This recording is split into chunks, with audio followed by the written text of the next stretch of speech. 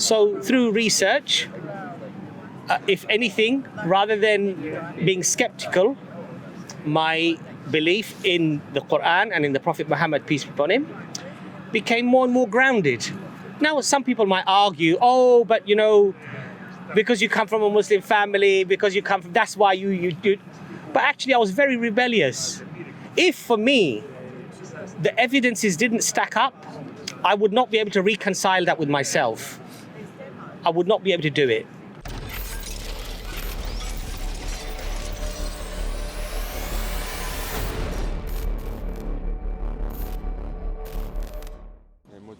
It's been modified, right? It's widely, it's not controversial to say that, it's widely accepted, you see. So from that, I would personally, I would not take my guidance from something that is clearly been influenced by humans, right? Because when we're talking about a divine reality, that can only come from the divine, right? Your perception, my perception might be very different. Now, when we look at the Quran, we find a scripture that not only claims to be from the Creator, Allah says that this is sent down to you as a mercy, as a guidance, but Allah also claims that we will preserve the scripture, and we see the evidence of that. So that doesn't necessarily mean that it's from God, just because it claims to be from God or just because it is preserved. But we find many wondrous things in the Quran that Allah says that, you know, that if you're truthful to the pagans, the people who did not believe that this was from Allah, then you come up with a book like this. And then Allah lowered the challenge. He said, okay, come up with just 10 chapters like it. Then Allah reduced the challenge, come up with 1 chapter like it. Smallest chapter in the Quran is 3 lines, 3 verses. Inna a'tainaka bismillahir rahmanir rahim. Inna a'tainaka al-kawthar fasalli li rabbika wanhar. Inna shaniyaka huwal abtar. That's it. Just come up with this.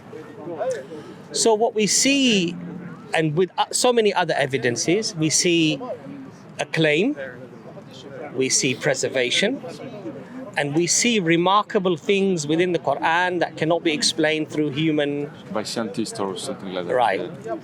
So just like, you know, with most things in life, when the evidence is very heavy, very strong, we say, okay, this is probably true. We accept it, you see.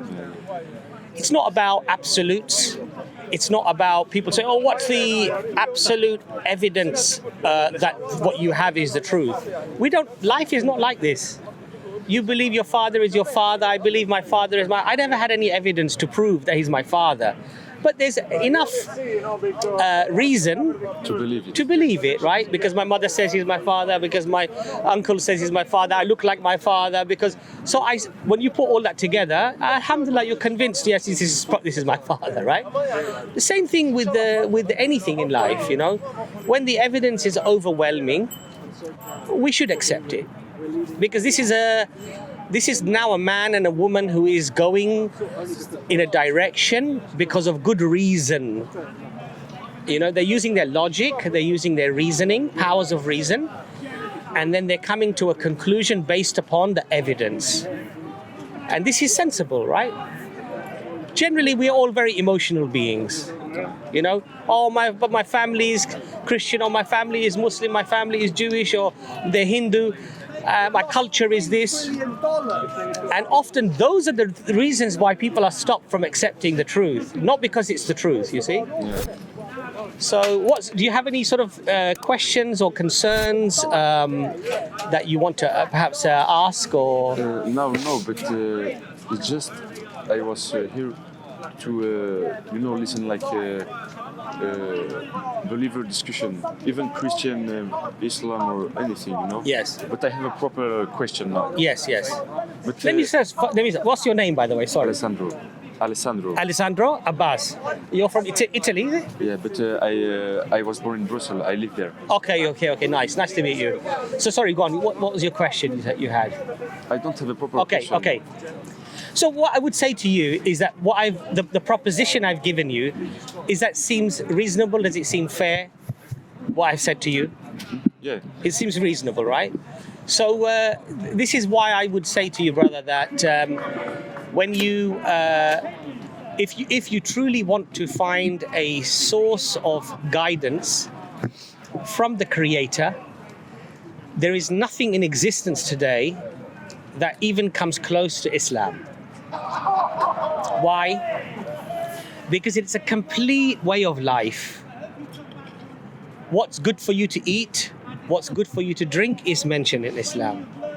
How to worship the Creator is mentioned in Islam. How to attain peace through your actions is mentioned in Islam. Your interaction with your children and how that should be done is mentioned in Islam. It's a complete way of life.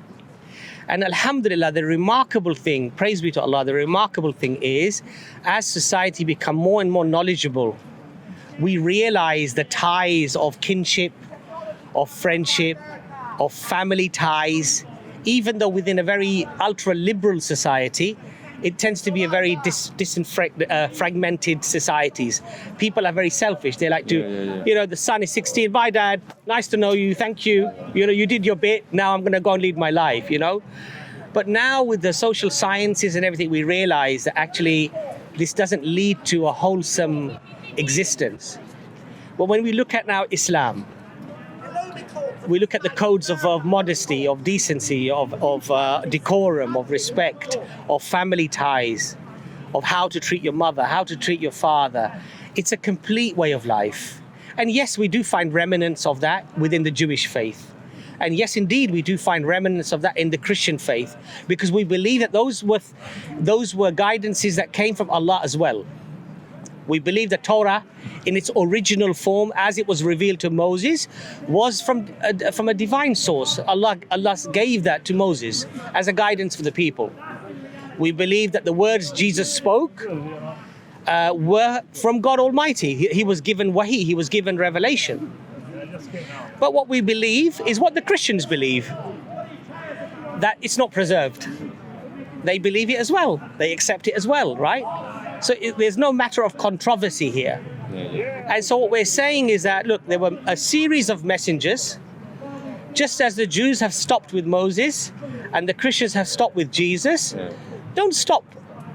Go look for the next one. Who came? And you know, logically, if a scripture hasn't been preserved, then rationally, a loving God, a God that wishes to guide human beings to the right path, will always send another scripture.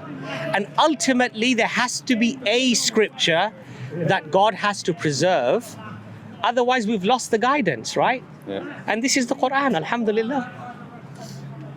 So that's why we would invite you to Islam, and we will say to you, inshallah, take the Shahada, take a Quran, start your journey. But I would say base that upon evidence. I'm not saying do it blindly. We don't believe in blind following.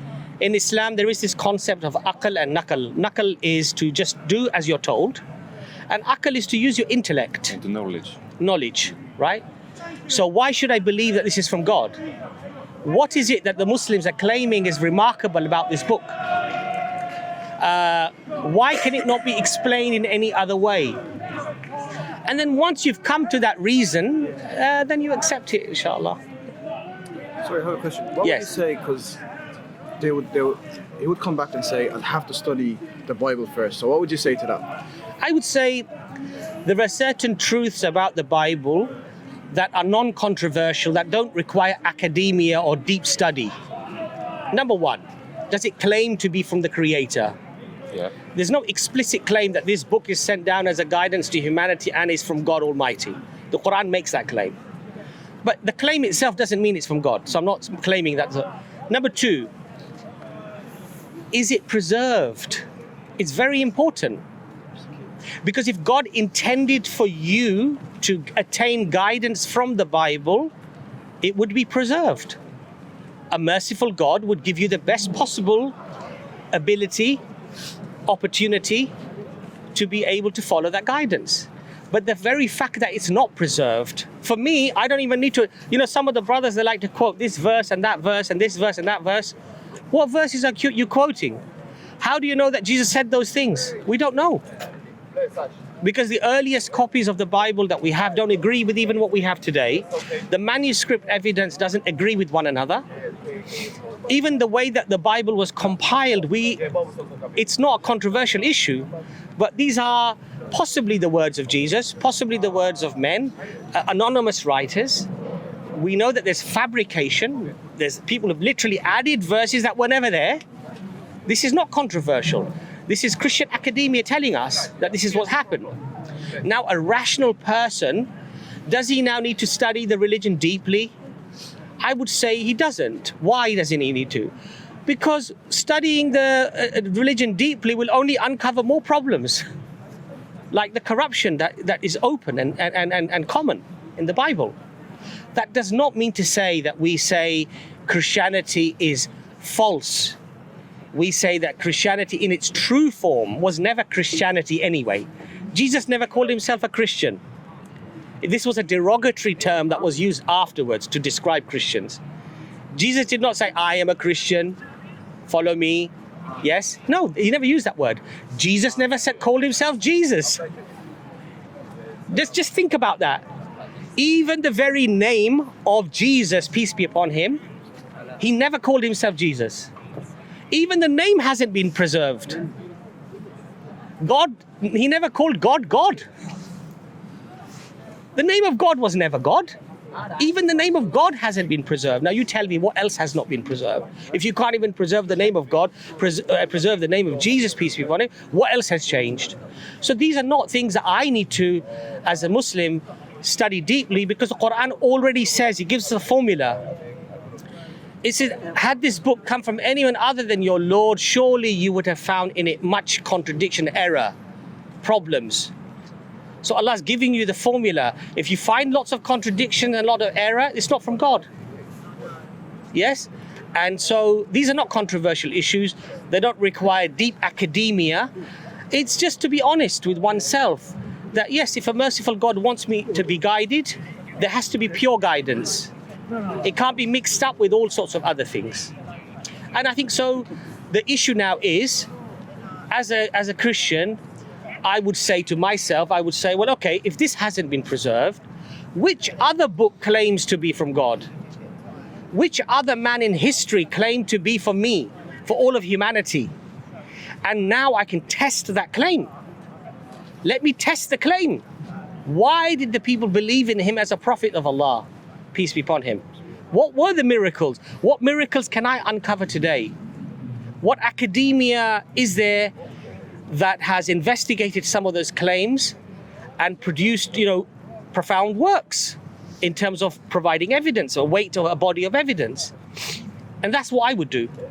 And so when I was young, like yourself, now the hairs are all grey and I have to use hair color, and when I get lazy it all goes white, but that's another story, right? When I was young, born in this country, I did not want to follow Islam because my parents were Muslim. I did not want to follow Islam because my culture was, Islamic. I was born here. I had lots of friends from different backgrounds, right? Why shouldn't I go clubbing? Why shouldn't I go drinking? Why shouldn't I have the odd spliff, the odd, ganja or whatever I want to do, right? Just because some book tells me, just because my parents tell me. So I investigated. Look, I have to be convinced. And I was very rebellious when I was young, a naughty boy, Yeah. For me, I had to be intellectually convinced that there is no other explanation than this book coming from Allah, and that the claim that Prophet Muhammad, peace be upon him, made about his prophethood had a substantial weight of evidence that I would find either overwhelming and convincing, or I would be a Muslim at home, and outside I would be whatever I want to be. Yes? But alhamdulillah, so through research, if anything, rather than being skeptical, my belief in the Quran and in the Prophet Muhammad, peace be upon him, became more and more grounded. Now, some people might argue, but because you come from a Muslim family, that's why you do. But actually, I was very rebellious. If for me, the evidences didn't stack up, I would not be able to reconcile that with myself. I would not be able to do it. And if it was false, I would have left it.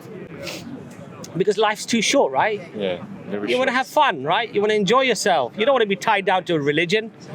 Wake up at 5 in the morning and 4 in the morning and have to pray to God Almighty. You want to have sex with a woman. You can't have sex with a woman. You have to marry her. You have to give her her rights. You have to give her her dowry. You have to be supportive of her financially. Okay, you have to provide for her. You can't just have your fun and say, yeah, bye-bye, you know. Now she's calling you. Hey, you told me you love me. You told me you like, where are you now? You know, oh, busy, I ain't got no time for you, you know. Islam, no, you can't do this, right? So your whole life changes, your paradigm changes, your values change. And mashallah today, look, even in the West, you know, one of the things I say to people is the proof in the pudding is in the eating. There's a saying in England, I don't know if you've ever in your country. Today in the West, where we have liberalism, we have secularism, we have yoga, we have everything you want, right? You can go and do whatever you like, yes? Why is it that these people, often around the age of around average 27, postgraduate level degree holders, educated people, on a journey for religion, usually averaging around 7 years, comparative study. Why are they choosing Islam? Why so many people? This brother here, mashallah, brother Jordan, what, 3 years ago? 5 years ago, subhanallah. Oh, yeah. He's not new anymore, he's an old boy, right? Why so many? Mashallah, in our group, we have Ben, we have Martin, we have so many brothers. In the brothers group, we have maybe 50 brothers, mashallah, all converts to Islam, American, here, Dutch, we've got a German sisters as well, mashallah, we've got a German brother coming today. Why? Because what Islam does is not only spiritual, but intellectual. It convinces the person intellectually and spiritually. It's the healing of the both, which is very important. If you're very inquisitive, you know, you like to find out how things work. Why this? Why not that? You know. But is there anything specifically that stopping you from accepting Islam, or is it just that you're on this journey and you? No, because I have a proper knowledge about Christian. Yes. And so I want to have first a proper knowledge about Islam. Do you have a Quran? We can give you. Yeah, I have a. You have one? Yeah. Okay, inshallah. But take our email address as well. If there's any other questions you have, because it's a process. This is why the average time people spend before they convert to Islam is around 7 years. So this whole notion about people just, oh, he must have married a girl or she must have married a boy. Yes, that happens. But for the vast majority of people, it's an intellectual journey, an intellectual decision. And one of the things I like, you know, some of the brothers who've come here and they've spoken about, if we look at Western society today, what are the major problems that we have today in Western society? Family breakup, drugs, alcohol, sexual immorality, interest dealings, which was forbidden throughout the Abrahamic religions. Don't deal in usury, because it will ensure that the strong will dominate the weak. What's happening today in society? Everybody is now up to their level on credit, trying to make the minimum payments for the credit cards and things like this. Why? Because this is where it leads to. But Islam prohibits those things to free the individual from those perils, from those heartaches, from those problems, you see. But inshallah, we can continue our conversation. One thing I would also always suggest to brothers and sisters who are looking into religion, the consequences of getting it wrong or right are very big. Far greater than selecting a phone or a TV or a car. So I would say spend more time on the religion than which phone or which car. Because we're all the same. I'm not lecturing you, I'm saying myself as well, right? Our priorities tend to be quite mixed up. We're talking about eternal life here. And Allah says on the Day of Judgment, even if they give the whole world as a ransom on that day, it will not be accepted from them. It's a very big thing. So take it seriously, inshallah. Increase your journey with speed, with vigor, inshallah. And also I would say, if you do have some concept of believing in the creator or a creator, then just as all of the prophets were, when we are shown how they prayed, they put their forehead onto the ground. At night time, put your forehead on the ground and say, if you're up there, God Almighty, guide me and show me the truth, and I will accept it when it's shown to me. Inshallah, that's the best way. Thank you. Nice to meet you. And thanks for the discussion. Alhamdulillah. Does his brother have any questions? T'as des questions, Mousse? Is from the same country? Or Yeah, same neighborhood. same neighborhood, mashallah. Okay, alhamdulillah.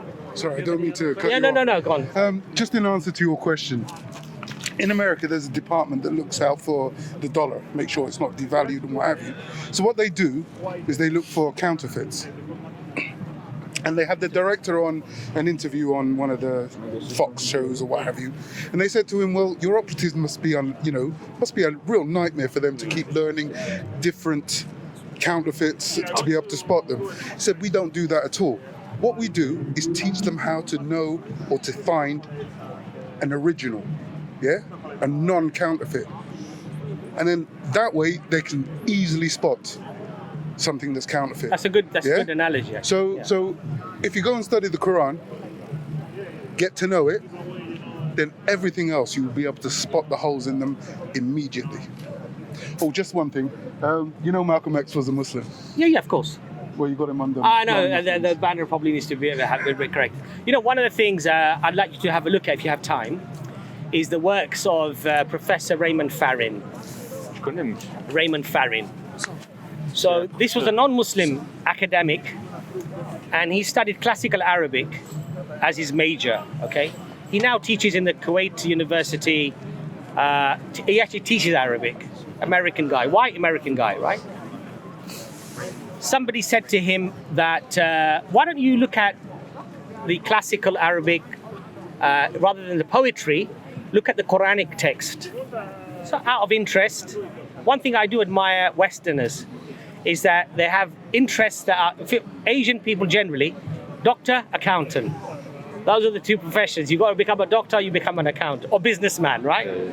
But I like in the Western academia, they have a bit. So anyway, this guy goes into classical. So he studied the Quran. Nobody gave him dawah like I'm giving you, like I'm talking to you. Yeah.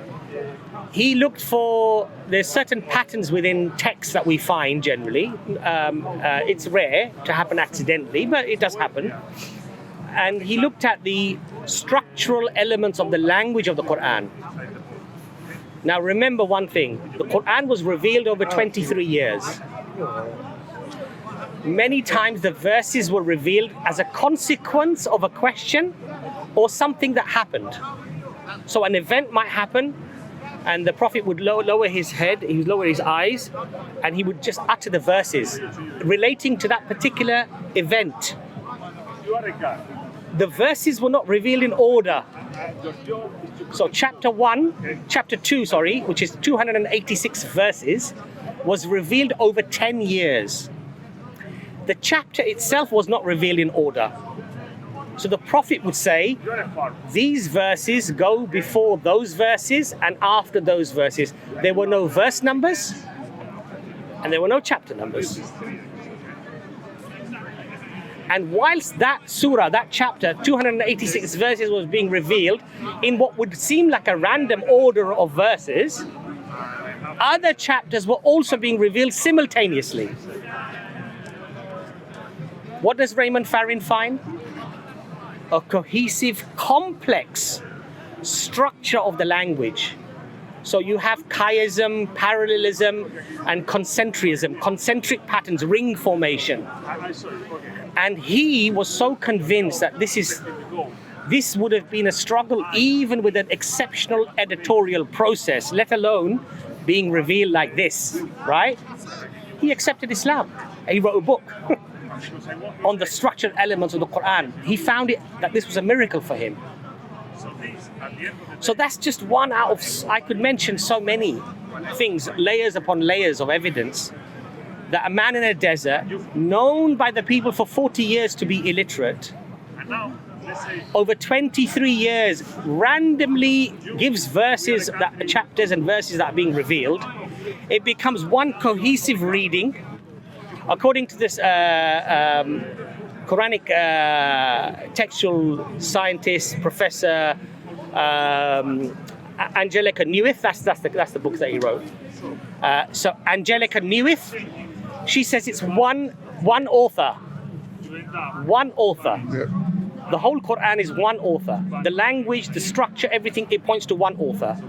Number two, the hadith, the sayings of the Prophet Muhammad, peace be upon him, in the same classical Arabic. Even me as a non-Arab, if I hear the hadith or I hear the Quran, I know that's the Quran and that's the hadith. I can differentiate between them. I don't speak Arabic. So it's a unique way of even writing the language. When we study all of these things, it becomes overwhelming that this is not the work of a man in a desert in the 7th century who was only known for his honesty, his integrity, and for herding goats. And then later in his life, he became a businessman, a trader. And he was working for his wife. She was the businessman and businesswoman, and he was working for her.